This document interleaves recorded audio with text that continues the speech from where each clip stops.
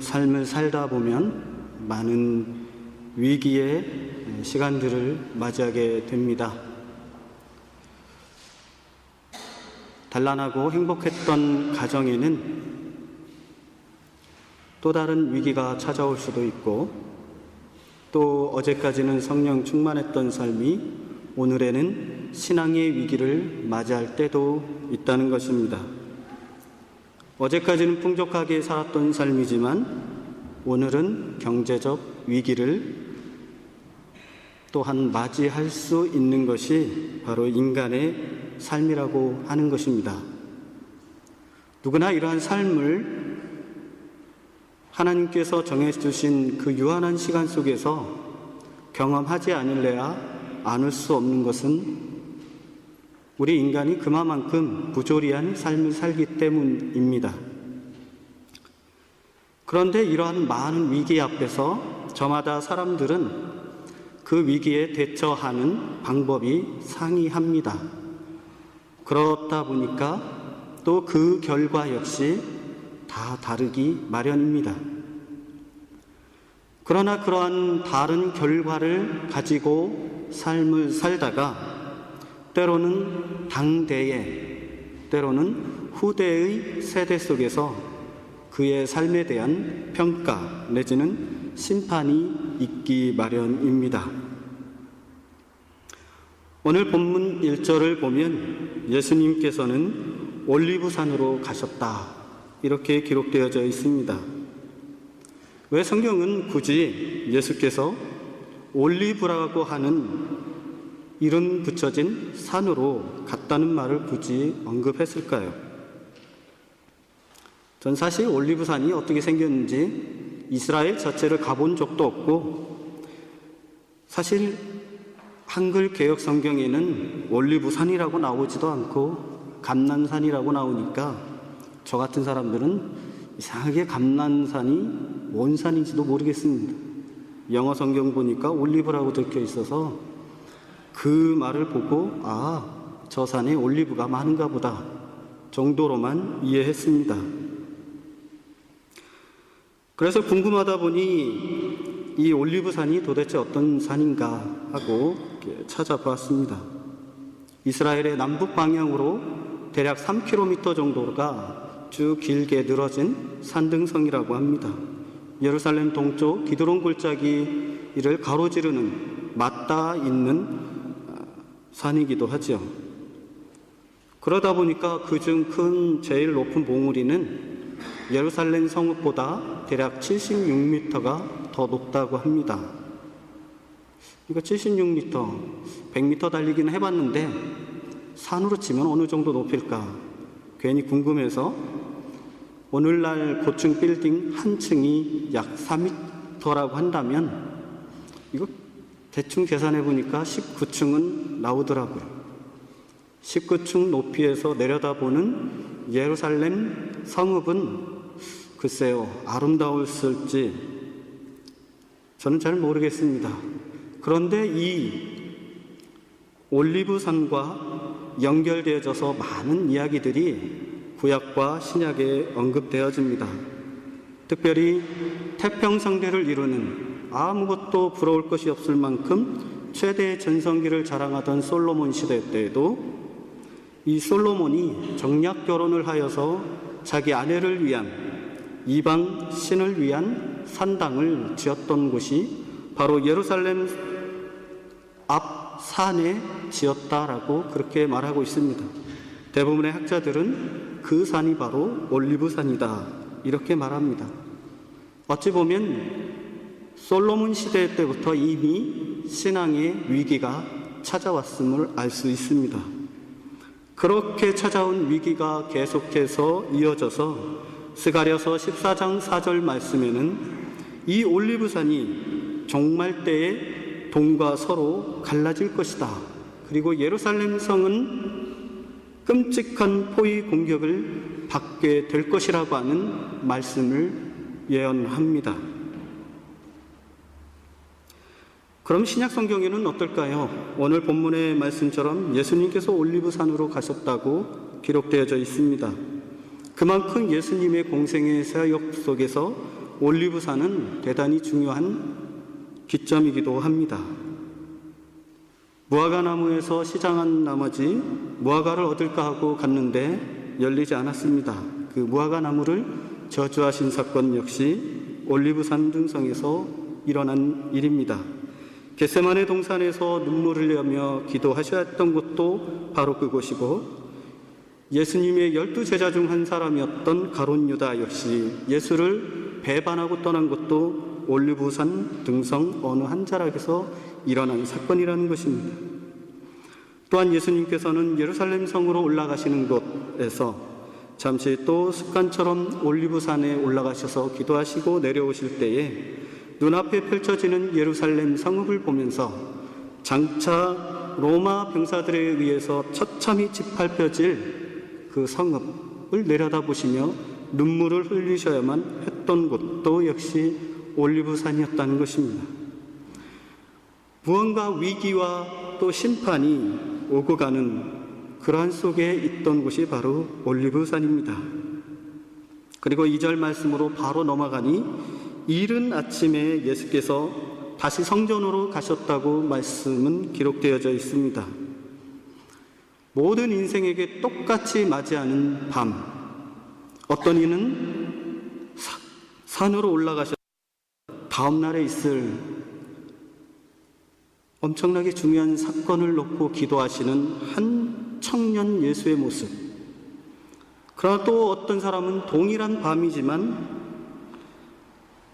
행복하고 그렇게 행복한 가정을 꾸려야 될 가장이 집에 있지 않고 다른 곳에서 다른 여인과 만나며 커피를 마시고 있다면 그것도 가정의 위기가 아닐 수 없습니다. 저마다 똑같은 밤이지만 어떻게 보내야 하는가는 개인의 몫이었습니다. 그런데 예수님께서 이른 아침에 기도가 끝나고 무언가 결단을 하신 듯 이른 아침에 성전으로 다시 가셨습니다. 그리고 많은 백성들이 그에게로 나왔다고 성경 기록하죠. 도대체 어떤 사람들이 그분이 가신 것을 보았을까요? 오늘 같으면 창밖으로 내다봤을 때 예수님이 가시네? 아마 카톡이나 페이스북으로 다 연락을 취했을 겁니다. 예수님 성전에 떴다. 아마 소식이 금세 전해지고 많은 백성들이 그렇게 왔는지 모르겠습니다만, 여기 성경에는 어떤 방법으로 어떻게 알려졌는지 모르지만 예수님께서 성전에 오신 것을 많은 백성들이 알았다는 것입니다. 그래서 많은 사람들이 예수님이 오셨다는 소식을 듣고 이른 아침부터 성전으로 몰려옵니다. 예수님께서는 자기에게로 몰려오는 많은 사람들을 보시고 자리에 앉으셔서 그 사람들을 가르치기 시작하십니다. 남녀노소가 손을 잡고 성전으로 옵니다. 지난밤 어떤 밤을 보냈는지 모르지만 일단 예수님 오셨다는 소식을 듣고 성전 안에 사람들은 모였습니다. 서로가 서로를 바라보니, 야, 너도 말씀 들으러 왔구나. 너도 말씀 들으러 왔네. 야, 너는 안 올 줄 알았다. 서로 보면서 의아해하지만 왔다는 것 자체에 뭔가 신앙이 대단히 좋은 것처럼 보여집니다.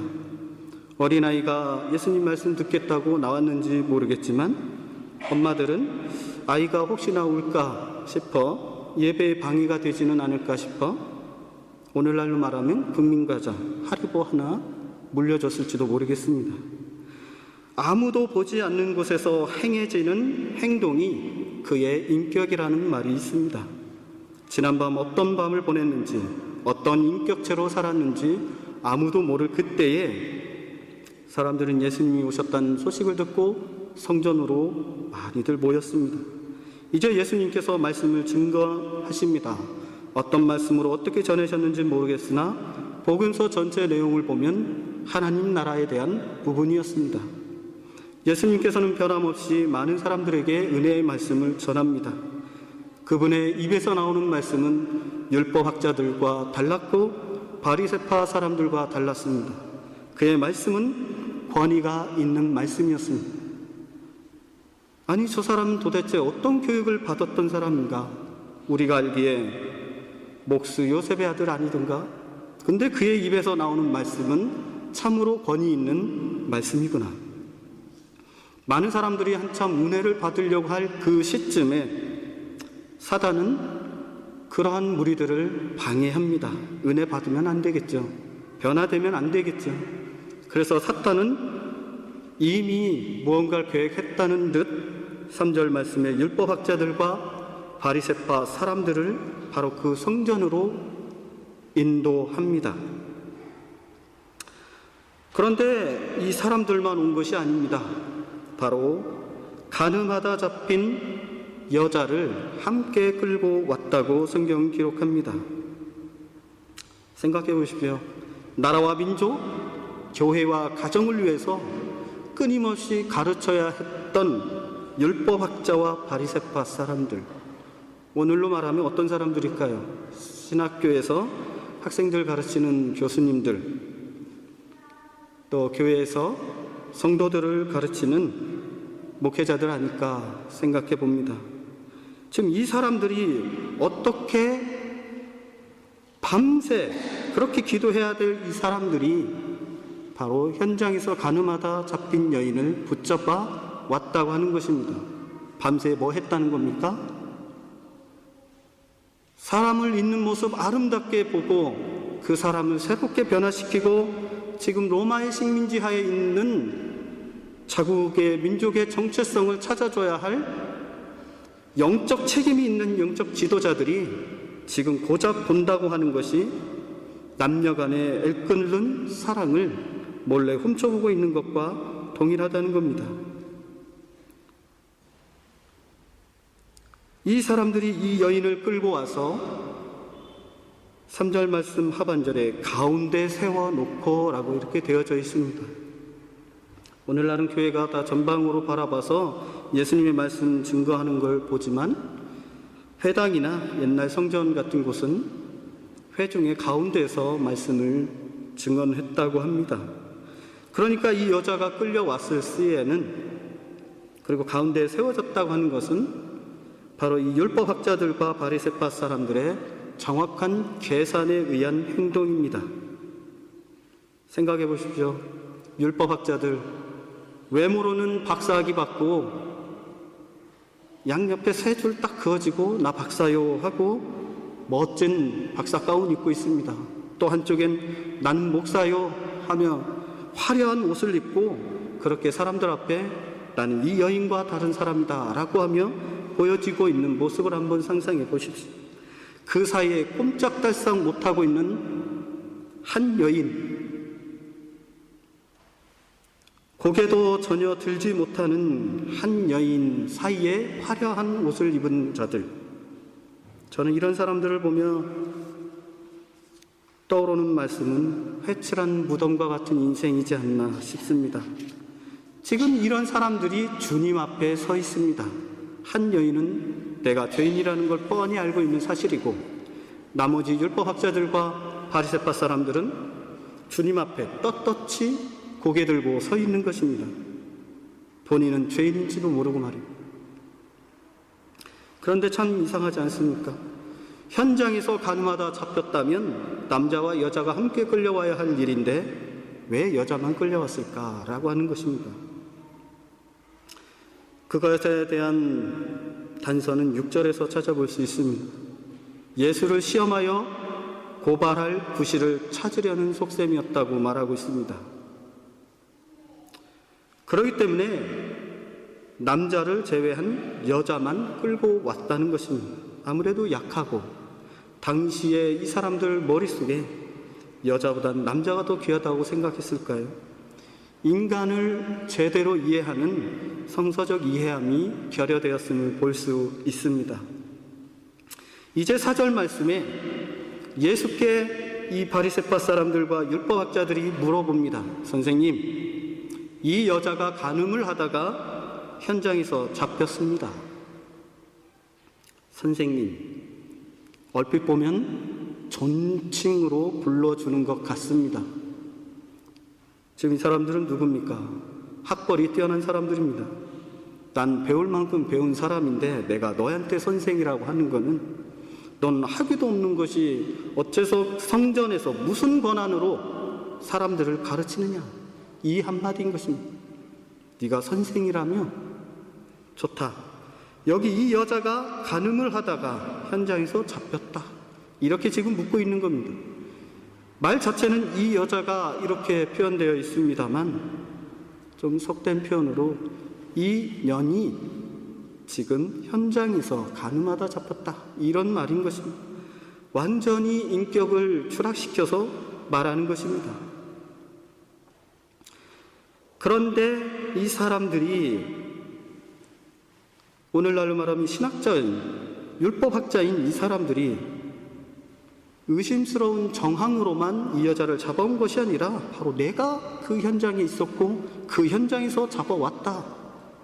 이거는 더 이상 물을 것도 없는 내가 바로 증인인데, 다른 어설프게 배운 사람이 증인으로 쓰는 게 아니라 나같이 훌륭하게 배운 사람이 증인인데, 당신 예수, 당신은 어떻게 해석할 거요? 내가 한 수 더 알려주겠어. 5절 말씀에 뭐라고 말합니까? 모세가 어떤 사람이에요? 이스라엘 역사 속에 감히 빼놓을 수 없는 위대한 선지자 아닙니까? 하나님과 대면하여 보았던 위대한 선지자. 이스라엘 전체 역사 속에서 가장 자랑할 만한 이 모세를 율법을 들추면서 말합니다.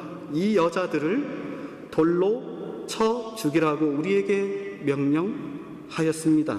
그런데 선생님은 뭐라고 하시겠습니까?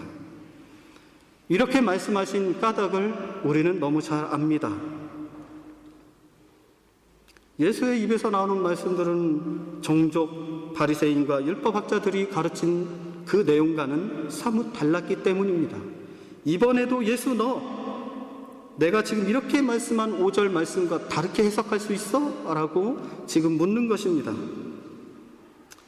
이 장면만을 떠올려 보니까 대충 예수님께서 40일 금식을 하시고 광야에서 시험 받으실 때에 사탄이 예수님께 와서 말씀을 조금씩 변경하여서 높은 산에서 뛰어보라는 등 여러 가지 시험들을 하는 그 모습들을 보면서 오늘 이 바리새인이나 율법학자들도 동일하게 시험하고 있구나라는 것을 발견하게 됩니다.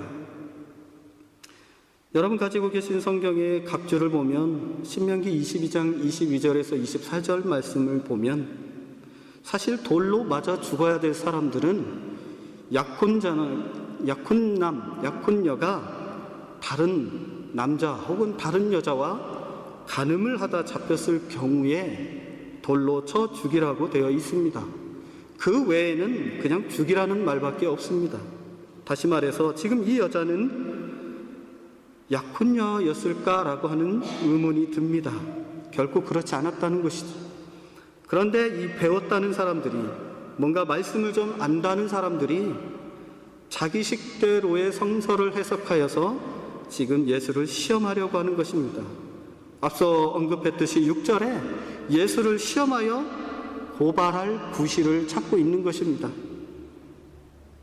하나님의 말씀을 하나님의 뜻에 입각하여서 민중들에게 가르쳐야 될 책임이 있었던 당대의 성직자들이 자신들의 이권을 지키려고 하나님의 말씀조차도 자기 식대로 번역시키는 그런 무례한 일들을 하고 있다고 하는 것입니다. 그렇게 말씀하는 속에서 우리가 또 하나 생각해야 될 것이 있습니다. 화려한 자들 속에서 꼼짝달싹 못하는 한 여인의 모습과 같이 예수도 아무 말씀하지 아니하시고 그대로 계십니다. 거기에 지금 성전에 모여있는 많은 백성들이 역시 율법학자들, 배웠다는 사람들은 좀 다르네. 사람들이 지금 여러 가지 생각을 합니다. 경우의 수를 생각하는 거죠. 만약에 예수가 돌을 던지라고 하면 율법을 지키려고 했으나 식민지 하에 있는 유대인들이 함부로 사형을 시킬 권한이 없었던 당시 로마법에 따른 그 법을 어겨야만 하기 때문에 예수는 순간 로마에 대항하는 반역죄인이 될 것이고, 그 반대로 여자를 살려주라고 한다면 이 사람은 율법을 지키지 않는 사람이 되니 이건 완전 꼼짝달싹 못하는 여인과 같은 신세가 된 것이 또한 예수의 모습입니다. 그러니까 사람들 생각하기에 야, 배운 사람이 그래도 좀 낫네, 살아있네, 뭐 이러면서 아마 칭찬하고 있겠죠. 오늘날 커뮤니케이션 학과라고 하는 게 있습니다. 의사소통하는 건데 사람이 입으로 나오는 언어가 그 소통을 하는 것이 아니고 사람의 표정, 제스처까지도 포함해서 그것이 곧 의사소통의 한 범주 안에 들어간다라고 하는 것입니다. 지금 예수님께서 6절 하반절에 몸을 굽히셔서 손가락으로 땅에 무엇인가를 쓰셨다, 이렇게 말씀하고 계십니다. 지금 모든 사람들이 이 앞에 있는 한 여인을 바라보고 있습니다. 분노의 눈빛으로 보고 있습니다. 예수의 말이 허락되면 바로 돌이라도 던질 기세로 보고 있다는 겁니다. 그런데 예수께서 손가락을 드신 겁니다. 그리고 그 여인에게 향했던 시선을 당신의 손끝으로 몰리게 하십니다. 그리고 땅바닥에 무엇인가를 쓰기 시작하셨다고 하는 것입니다. 각조에 보니까 고대 사본엔 그들 각자의 제목을 땅바닥에 쓰셨다라고 기록되어져 있습니다. 아무개야, 너는 지난밤 집에 가족들과 함께 있어야 되는데 왜 다른 여인하고 같이 있었느냐, 이렇게 썼을까요? 어떤 모습이었을지는 모르겠으나 사람들은 예수 보고 끊임없이 당신 좀 말 좀 해보시오, 율법학자와 바리새파 사람들이 질문한 모세 율법에 대한 해석을 다시 해보라고 아우성치면서 다가왔을 때에 땅바닥에 쓰여진 글씨들을 하나하나를 보니 어떻게 예수가 나의 죄를 알고 있을까? 아마도 놀라움의 극치를 달렸을 겁니다. 7절 말씀에 그렇게 다그쳐서 물었던 예수에게 예수가 몸을 굽고 일으키셔서 그들에게 말씀합니다. 너희 가운데 죄 없는 사람이 먼저 이 여자에게 돌을 던져라. 예수의 결단과 예수의 그 외침의 일격, 이것을 받았던 사람들의 귓가에 큰 충격이 아닐 수 없습니다. 예수님의 이 한 말씀은 율법에도 어긋남이 없었고 로마법에도 어긋남이 없는 완벽한 하나님의 판결이었던 것입니다. 제 아무리 많이 배웠다고 잘난 척하고 예수님 앞에서 거들먹거리면서 있었던 사람들도 놀라지 않을 수 없었던 것입니다.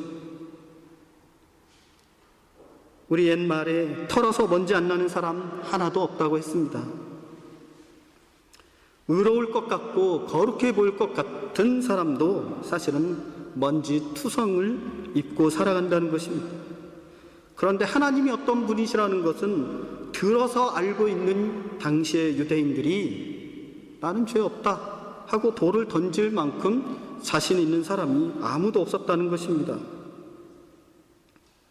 어떤 인간도 스스로 자신을 향해서 의롭다 말할 인생은 아무도 없다는 것을 보여줍니다. 예수님께서 말합니다. 너희 가운데 죄 없는 사람이 먼저 이 여자에게, 좀 전에 예수에게 소개하고 있던 율법학자들과 바리새파 사람들이 여인을 소개할 때는 인연이었습니다. 그러나 예수님께서 지금 바라보고 있는 사람들에게는 이 여자, 하나님 앞에 존중받아야 되고 회복받아야 되고 어찌하든 하나님 나라를 함께 가야 될 이 여인을 너희 중에 그러면 죄 없는 자가 먼저 돌로 던지라는 겁니다. 예수님의 말씀을 들은 그 당시 사람들은 놀라지 않을 수가 없는 겁니다. 그리고 다시 몸을 굽혀서 땅에 무언가를 쓰셨다고 되어 있습니다. 고대 사본에는 어떤 것도 이것에 대한 코멘트가 달려 있지 않습니다. 저는 그래서 이런 모습의 예수님이 땅에 다시금 무엇인가를 쓰셨다고 했다면 이번에는 어떤 말씀을 쓰셨을까? 저는 개인적으로 생각해 보았습니다. 사랑하는 내 딸아, 내가 너와 항상 함께하고 있음을 잊지 마라. 지금 여인은 죽음의 문턱 앞에 서 있는 겁니다. 두려워하고 있는 상태입니다. 그 여인을 향한 하나님의 메시지, 바로 예수님께서 그와 같이 쓰지 않았을까요? 두렵고 떨리고 주저앉고 싶을 만큼 그렇게 서 있는 그 여인에게를 주님의 마음은 위와 같은 마음이 아니었겠느냐 하는 것입니다. 사람들은 이제까지 예수님을 바라보다가 이제 이 여자에게 죄 없는 자가 먼저 돌로 치라는 말씀과 함께 모든 시선이 이제 다시금 저 여인에게로 향합니다. 그런데 이 사람들에겐 변화가 일어납니다.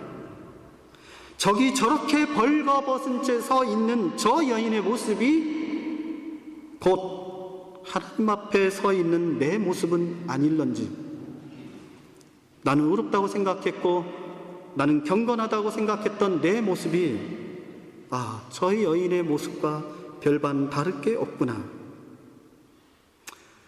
사람들은 예수님의 그 말씀, 즉 말씀 한마디로 거센 풍랑도 잔잔케 하셨던 예수님의 그 말씀, 무덤까지 들어갔던 나사로를 살리셨던 예수님의 그 말씀을 사람들은 들음으로써 가슴 속에서부터 이미 죄책감이 일어나기 시작하더라는 것입니다. 누가 하나님 앞에서 자랑할 자가 있다는 것입니까? 누가 하나님 앞에서 내가 지혜 있다라고 말할 수 있겠습니까? 아무도 없는 것입니다. 사람들은 무언가 하나님 말씀 잘못 깨달아서 윤리 도덕적인 잣대로 인간을 정죄의 늪으로 빠지게 하고 더 이상 회복의 길을 보여주지 않도록 처참히 늪으로 빠지게 한다는 것입니다. 그것이 인간들이 판단하는 판단의 기준입니다. 사람들은 간음죄의 근본 문제를 해결할 수가 없었던 것입니다. 이제 예수께서 몸을 일으키시고 여자에게 말씀하십니다. 좀 전에 여인을 붙잡고 어디 도망갈지도 모르겠다 생각 들었던 그 여인을 붙잡고 있느라 예수 앞에 서 있었던 율법학자들과 바리새파 사람들은 지금 나이 많은 사람들과 함께 그 자리를 다 떠났습니다. 하나 둘씩 어린아이까지 다 그 자리를 떠났습니다. 남아있는 거라고는 그 자리에 그들이 던지려고 했던 돌멩이밖에 없습니다. 이제 남아서 그대로 서 있는 여인, 지금이라도 도망갈 수 있는 그 여인은 그대로 그 자리에 서 있습니다. 온 우주의 주가 되시는, 만왕의 왕이 되시는 주 앞에 한 죄인된 여인이 서 있는 것입니다. 성경에 보니까 많은 사람들이 예수님 따르겠다고 줄곧 따라오다가 예수님께서 나와 함께 고난을 받아야 하고 하나님 나라를 위하여서 사명을 감당해야 될 말씀들을 전할 때 이 사람들은 하나 둘씩 떠나가기 시작했습니다. 그래서 예수님께서는 제자들에게 또 말씀하십니다. 너희도 나를 떠나려 하느냐? 제자 중 한 사람이 이렇게 말씀하시죠. 영생의 말씀이 여기 있음에 내가 누구에게로 가겠습니까? 지금 여인은 도망갈 수가 없는 겁니다. 영생의 말씀이 되신 주님 앞에 그대로 서 있을 수밖에 없었다는 것입니다. 이제 예수님께서 여자에게 말씀하십니다. 여자여, 사람들은 어디에 있느냐? 너를 정죄한 사람이 한 사람도 없느냐? 쉽게 얘기하면 너 하나님께 존중받고 하나님께 회복받아야 될 여자여, 힘들었지? 뭐 힘든 거 더 있니? 지금 주님께서 묻는 것입니다. 너를 넘어뜨리려고 했던, 너를 죄의 늪으로 빠지려고 했던 단 한 명의 사람이라도 네 앞에 지금 있느냐? 내가 해결해 주겠다. 여자가 대답합니다. 주님, 한 사람도 없습니다. 예수 안에 있는 자에게는 결코 정죄함이 없다는 것은 바로 이럴 때 사용해야 되는 것 아닙니까? 그저 무수히 말하는 그것이 아니라 내가 죽을 뻔했던 그 자리 속에서 주께서 나를 죄 없다 하시고 주의 보혈로 나를 씻으셨으니 나는 하나님의 자녀 되기에 충분하도다 라고 고백할 수 있는 것이 바로 주의 용서, 바로 그 용서의 은혜를 체험한 자만이 고백할 수 있는 것 아닐까요? 따라서 용서라고 하는 것은 대단히 큰 용기가 필요한 겁니다. 용서를 받는 자나 용서해 주는 자나 똑같이 거기에는 용기가 필요하다는 것입니다. 그저 입으로만 말하는 것이 아니라는 것입니다. 그랬을 때에 원래부터 하나님께서 창조하고 계획하셨던 원 모습대로 이 여인이 회복되는 것을 볼 수 있습니다. 하나님의 계획 안으로 들어가 여인에게 이제 예수님께서 분부하십니다. 가라. 이제부터는 다시는 죄를 짓지 말아라. 아무도 그 여인은 살 필요도 없는 존재고 죽어야 마땅하다라고 생각할 때에 예수님께서는 가라고 하는 것입니다. 네가 처음 있던 그곳으로 가라. 그곳에서 빛과 소금의 역할을 감당하라고 하는 것이 오늘 주님께서 여인에게 그리고 오늘 우리에게 주시는 말씀입니다. 네가 가늠한 여인과 같은 죄를 범하였느냐? 하나님 앞에 떳떳하지 못해서 정죄함 속에 빠져 있느냐? 주 앞에 나와 회복되어지고 다시금 너 있는 그 자리로 가라는 것이 주의 음성인 것입니다. 달라진 건 없습니다. 예수 믿었다고 뭔가 큰 것이 떨어질 것처럼 생각하는 사람이라면 그건 잘못된 생각입니다. 달라진 것은 내 마음이 천국과 같은 삶이요, 더 이상 과거에 연연하는 삶이 아니라는 것입니다. 바로 그곳을 향하여 예수님께서는 여인을 보내주십니다. 그리고 말씀하십니다. 이제부터, 지금부터는 그렇게 옛날처럼 죄를 짓고 그런 삶으로 살지 말고 빛과 소금의 역할을 감당하라는 것입니다. 죄를 짓지 말아라. 이것은 신약성경이 누누이 말하는 것입니다. 죄의 멍에를 다시는 매지 마라. 죄의 종노릇 하지 마라. 이것은 완전한 자유고 완전한 회복인 것입니다. 회복된 우리가 어찌해서 과거로 지향하며 살아야 하겠습니까? 그럴 필요도 없는 것입니다. 이것이 바로 은혜 받은 사람, 용서받은 사람의 삶의 새로운 변화의 길이라고 하는 것입니다. 오늘 이 분부의 말씀이 오늘 우리 복음교회에 주께서 주시는 음성이라 여겨집니다. 이 음성대로 우리가 다시 한번 회복되어지고 다시 한번 하나님이 이 복음교회를 복음 땅에 세우셨다면 그 사명을 감당하라고 지금도 우리에게 기회를 주시는 것 아닙니까? 지금까지 힘들었지? 지금까지 더 힘들게 하는 건 또 없니? 우리는 고백해야 하지 않겠습니까? 주님, 주로 인하여 우리는 더 이상 부족하지 않습니다. 주의 뜻대로 세워지는 교회를 이루겠습니다. 주 앞에 그렇게 응답하며 살아가는 저와 여러분이 되기를 소망합니다. 기도하시겠습니다. 거룩하신 아버지 하나님, 우리는 늘 생각하는 것이 어린아이 같이 생각하여서 하나님의 크신 뜻을 헤아려 보지를 못했을 때가 너무 많습니다. 주님, 그러나 오늘 본문의 말씀을 통하여 다시금 우리에게도 용기가 생깁니다. 주께서 우리를 용서하셨고 우리를 자녀 삼아주셨고 오늘 또 우리를 통하여 당신의 뜻 이루시려고 우리를 불러주신 줄 믿고 주님의 뜻대로 살기를 이 시간 결단합니다. 하나님, 우리로 새롭게 하여 주시고 회복의 역사가 있게 하여 주셔서 주의 뜻 감당하는 온전한 복음교회 되게 도와 주시옵소서. 예수 그리스도의 이름으로 기도드리옵나이다.